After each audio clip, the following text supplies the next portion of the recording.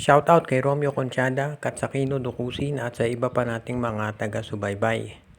At ngayon, ang balita natin, itong Converge Fiber Xers ay tinitignan kung pwede silang pumasok sa isang usapan dito kasama ang Barangay Ginebra at itong Northport Batang Pier.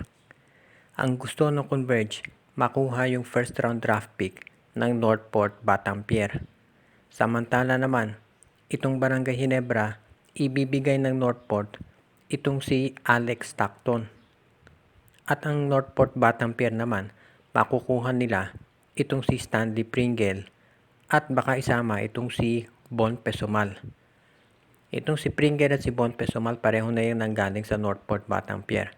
Ang Northport ngayon nangangailangan ng point guard dahil puro bata yung mga guards nila. Si Fran yung madalas nilang ginagamit at magiging magandang mentor dyan itong si Stanley Pringle. Si Von Pesumat sigurado magkaka-playing time na yan dito sa Northport, lalo na kung tuluyan na nga i-trade itong si Arvin Tolentino. So magiging isa siya doon sa mga scorers nila kasama itong si Alin Bulanadi at si Joshua Monson. Sa panig ng Converge, makukuha nila yung first round draft pick ng Northport na pang number 5 na magagamit nilang mabuti syempre yan. Dahil yan naman talaga gusto ni Coach Aldin Ayo. Ang Barangay Ginebra naman, kapag nakuha si Alex Stockton, yan ang magandang pampalit kay Stanley Pringle. Dahil two-way player itong si Stockton. Alam natin, isa yan sa pinakamakulit na mga defensive players dito sa liga. At siya yung tipong pag nagwardya, maiirita talaga yung kalaban. At nakita natin kung paano yun umiscore. Kaya hanggang 20-30 points per game. Kaya makaka-jackpot ang Barangay Ginebra dito kung sakali na makuha nila at pumayag itong Northport dito sa gustong trade proposal ng Converge Fiber Xers.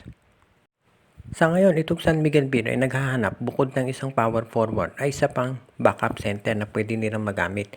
Dahil marami nga nagsabi na itong si Motaw Tua parang hindi na consistent maglaro.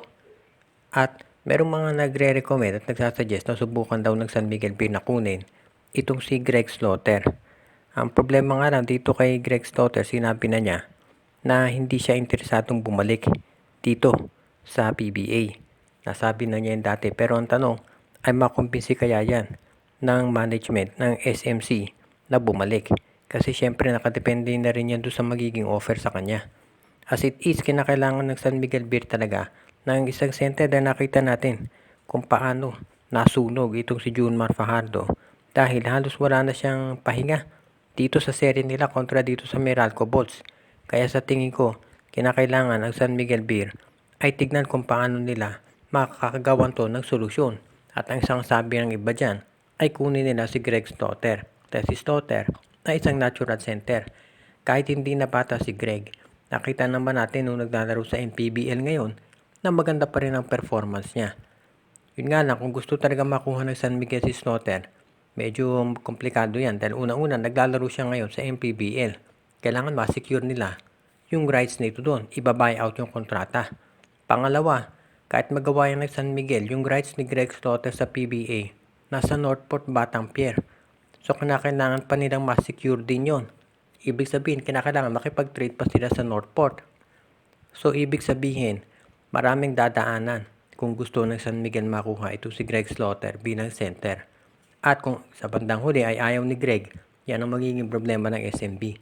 So kinakailangan kung hindi talaga pwede si Slaughter, tumingin sila sa ibang mga big men na pwede nilang magamit via free agency o sa PBA draft.